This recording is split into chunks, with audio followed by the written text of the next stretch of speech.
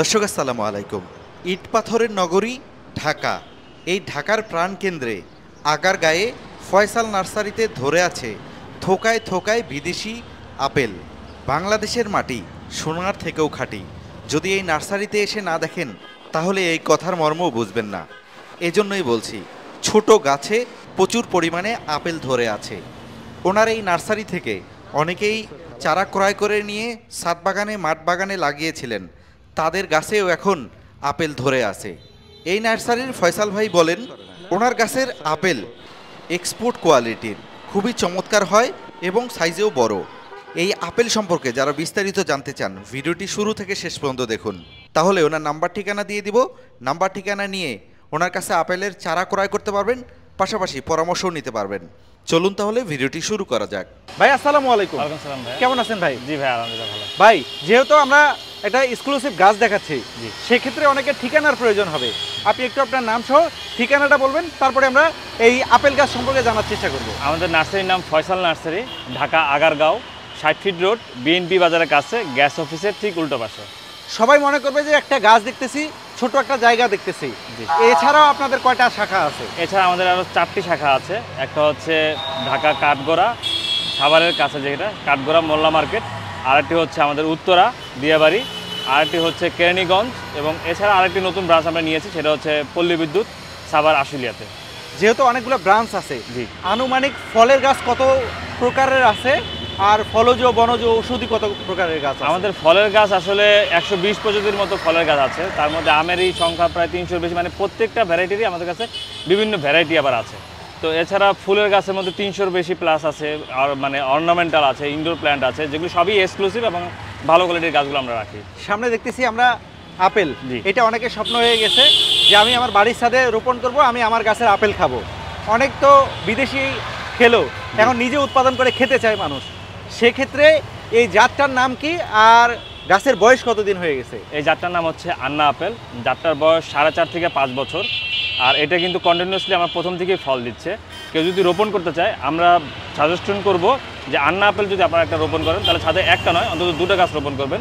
এই গাছের পরাগায়নের একটু প্রবলেম থাকে, বাট পরাগায়ন একটু কম হয়, যেহেতু আশেপাশে আর কোনো আপেল গাছ আমাদের দেশে নেই, বা এই আপেল প্রজাতির যেসব গাছ আমাদের কিন্তু আশেপাশে থাকে না। তাই পরাগায়নের জন্য অন্তত 2টা গাছ যদি আপনারা রোপণ করেন, তাহলে অত্যাধিক ফল পাবেন। একটা গাছ রোপণ করলেও হয়, কিন্তু ফলের পরিমাণটা হয়তো একটু কম হবে। এই গাছটা আসলে কতদিন আগে রোপণ করছেন? এটা 4 বছর আগে। 4 বছর। এর আগে কয়বার ফল পাইছেন? এর আগে প্রতি বছরই আমাদের ফল আসছে, কিন্তু কম পরিমাণ ফল আসছে। রোপণ করার কতদিন পরে ফল পাইছেন? 1 বছর থেকেই কাস্টমাররা আমাদের কাছে, যারা 1 বছর আগে নিয়েছে, তারা অলরেডি ফল পাচ্ছে। 1 বছরের মধ্যে থেকে ফল চলে আসে। কয়টা জাতের এখন আপেল পাওয়া যাবে আপনার কাছে? আমাদের কাছে বর্তমানে আমরা হরিমন 99, আন্না, এছাড়া আরেকটি ভ্যারাইটি আছে যেটা সেলফ পরাগায়ন, যেটা একটা গাছ নিলেই হয়, গ্র্যানি স্মিথ। সেটা ফলের সাইজটা আরও বড় হয়, এই আন্না আপেলের থেকে আরও ফলের সাইজটা বড় হবে। গ্র্যানি স্মিথ ওইটাও খুব ভালো ফলন দিচ্ছে। আচ্ছা, যে কয়টা জাত আছে, জি, তার চেয়ে ফলের প্রোডাকশন কোনটাতে বেশি দেখতেছে? আমরা দেখতে পাচ্ছি আন্নাতেই বেশি প্রোডাকশন হচ্ছে, এছাড়া গ্র্যানি স্মিথে তো অনেক ফল হয়। আচ্ছা, এই যে আপেল দেখতেছি, বাজারে তো অনেক বড় বড় আপেল দেখি, জি, জি। এটার সাইজ কত বড় হবে? এটার সাইজটা ভাই আরও বড় হতো যদি আমি এখান থেকে, যে দেখতে পাচ্ছেন এক থোকায় অনেকগুলো ফল ধরে আছে, আমি যদি এখান থেকে অপেক্ষাকৃত ছোট ফল যেগুলো আছে সেগুলো যদি ফেলে দিতাম, একটা ডালের মধ্যে যদি একটা ফল রাখতাম, সেক্ষেত্রে ফলের সাইজটা আরেকটু বড় হতো, আরো বড় হতো। জি, এজন্য এই বেশি ফল রাখার কারণ হচ্ছে মানুষ দেখে একটু আকর্ষণীয় হয়, বেশি আকর্ষিত হয়, এই জন্য আমরা ফলগুলি একটু বেশি রেখেছি। এছাড়া আরও সামনে আবহাওয়া কেমন কি হয়, ফল কিছু ঝরে যেতে পারে, থাকতে পারে। এই গাছে আরও ফল ছিল এবং এখন কিন্তু আরও কিছু ফুল আসছে। আবহাওয়ার উপরে ডিপেন্ড করে তাহলে ফলগুলি কেমন টিকবে না টিকবে। তবে আমার মনে হয় আন্না আপেলের ফলের পরিমাণটা বেশি আসে। গ্র্যানি স্মিথ তারপরেই আমি রাখবো। এই যে গাছটা কি জিও ব্যাগের মধ্যে দেখতেছি, এই গাছটা জিও ব্যাগটা ছোট, কিন্তু ফলের সাইজ অনেক বড় হয়ে গেছে, থোকাগুলো অনেক বড়।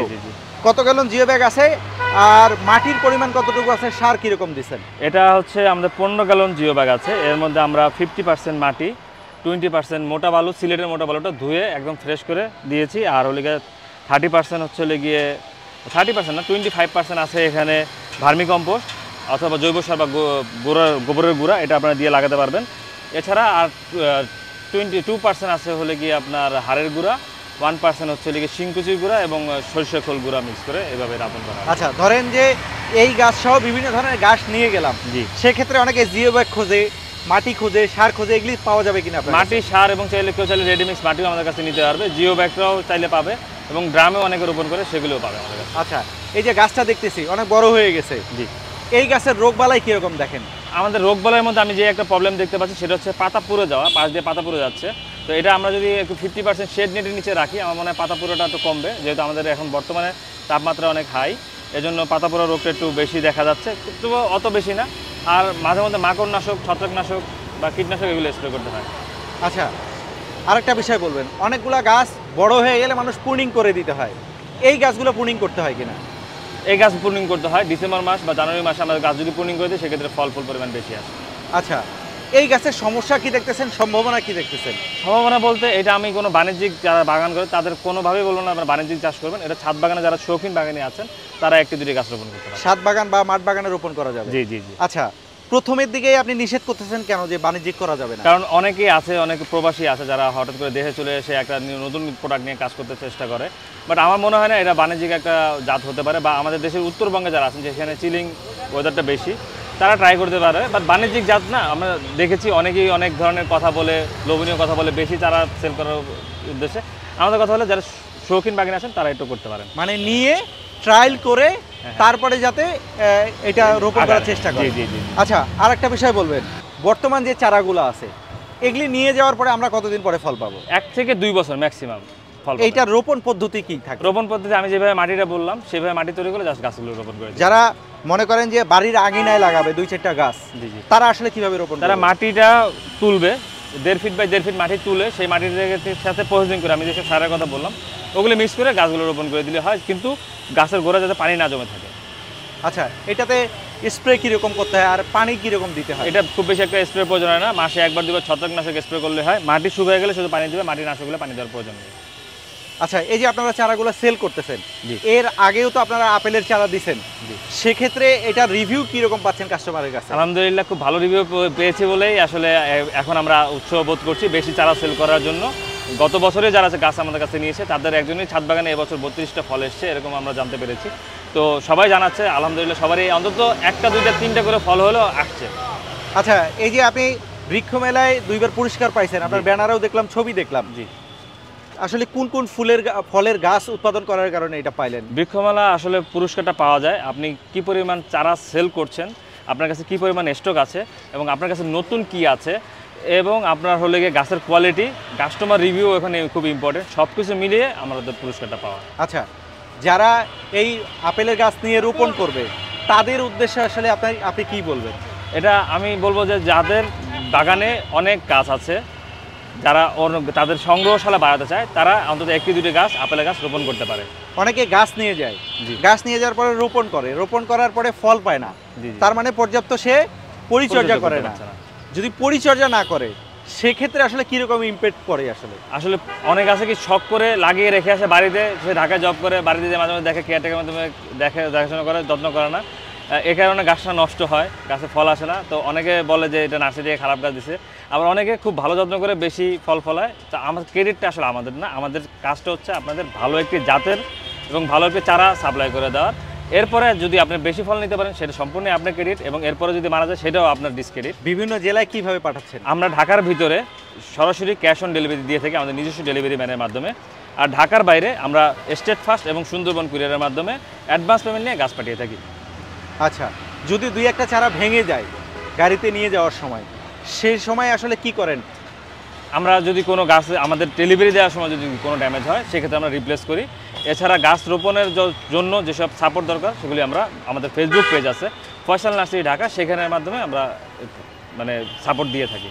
আচ্ছা, যেহেতু একটা ভিডিওর মধ্যে অনেক বেশি কথা বলা যায় না, বেশি কথা বলে ভিডিও বড় হয়ে যায়, অনেকে দেখতে চায় না, সেক্ষেত্রে শুরুর দিকে হয়তো বা ঠিকানা বলছেন, অনেকে ট্রেনে দেখছে, ঠিকানাটা হয়তো বা শুনতে পায় নাই যারা মাঝখানে শুরু করছে, সেজন্য আপনি আরেকবার নাম সহ ঠিকানাটা বলবেন দর্শকদের উদ্দেশ্যে। আমাদের নার্সারির নাম Faisal nursery, Dhaka Agargaon 60 fit road, BNP বাজারের কাছে, গ্যাস অফিসের ঠিক উল্টো পাশে। আমরা ঢাকার ভিতরে ক্যাশ অন ডেলিভারি দিই, ঢাকার বাইরে স্টেট ফাস্ট কুরিয়ারের মাধ্যমে গাছ ডেলিভারি দিয়ে থাকি। আর আমরা অর্ডার নেই হলো গিয়ে আমাদের ফেসবুক পেজ ফয়সাল নার্সারি ঢাকার থেকে, এছাড়া আমাদের ওয়েবসাইট আছে faisalnurseryঢাকা.com, সেখান থেকেও আমরা গাছের অর্ডার নিয়ে থাকি। তো গাছের অর্ডার দিতে হলে আমি বলবো আপনারা ফোন না করে হয়তো হোয়াটসঅ্যাপে আপনার প্রয়োজনীয় গাছের লিস্টটা আমাদের পাঠিয়ে রাখতে পারেন, অথবা আমাদের ওয়েবসাইটে আপনার প্রয়োজনীয় গাছগুলো অর্ডার করতে পারেন, অথবা আমাদের ফেসবুক পেজ, 3টা ওয়েতে আপনার গাছের অর্ডারগুলো সবচেয়ে ভালো হবে। ফোনে দেখা যায় আমি সবসময় রেসপন্স করতে পারি না, বিজি থাকি, বা ফোনে অর্ডারটা নেওয়া যায় না ঠিক মতো কথা বলে। এছাড়া হোয়াটসঅ্যাপে যদি যোগাযোগ করে রাখেন অন্তত যে ওয়েবসাইট কিংবা ফেসবুক যদি কেউ ইউজ করতে না পারেন তাহলে অবশ্যই হোয়াটসঅ্যাপে আমাকে ভয়েস মেসেজ দিয়ে অর্ডার করতে পারবেন। সেক্ষেত্রে আমি আমার সুযোগ সুবিধা মতো আপনাদের অর্ডারটা নিতে পারবো। এটা হচ্ছে আমাদের প্রসেস। আচ্ছা ফজল ভাই ধন্যবাদ। দর্শক এতক্ষণ জানছিলেন এই আপেল সম্পর্কে জানার চেষ্টা করছিলাম, ভিডিও বেশি বড় করলাম না। যাদের প্রয়োজন হবে ওনার সাথে আলাপ আলোচনা করবেন, উনি যে মাধ্যমগুলো দিল সেই মাধ্যমে আলোচনা করে এখান থেকে চারা ক্রয় করতে পারবেন। আর যারা মনে করবেন যে আমি এসে দেখে শুনে চারা ক্রয় করব, সেক্ষেত্রে ভাই যে ঠিকানা দিল সেই ঠিকানায় এসে দেখে শুনে চারা ক্রয় করতে পারবেন। এই নার্সারিতে এসে একটা জিনিসের অভিজ্ঞতা হলো যে এখানে নতুন নতুন বিদেশি জাতের কিছু ফলের সঙ্গে পরিচয় হলাম, অনেক ভালো লাগলো। তো আপনারাও যদি সরাসরি আসেন সেক্ষেত্রে এই জিনিসগুলো সম্পর্কে জানতে পারবেন। আর যারা ওনার কাছ থেকে চারা ক্রয় করতে যাচ্ছেন এই ভিডিওর মাধ্যমেও আমরা স্ক্রিনে একটা নাম্বার দেখাচ্ছি, নাম্বার নিয়ে ওনার সাথে যোগাযোগ করতে পারবেন। তো এরকম ইনফরমেটিভ ভিডিও নিয়মিত পেতে চাইলে এখনই পেজটি ফলো করুন।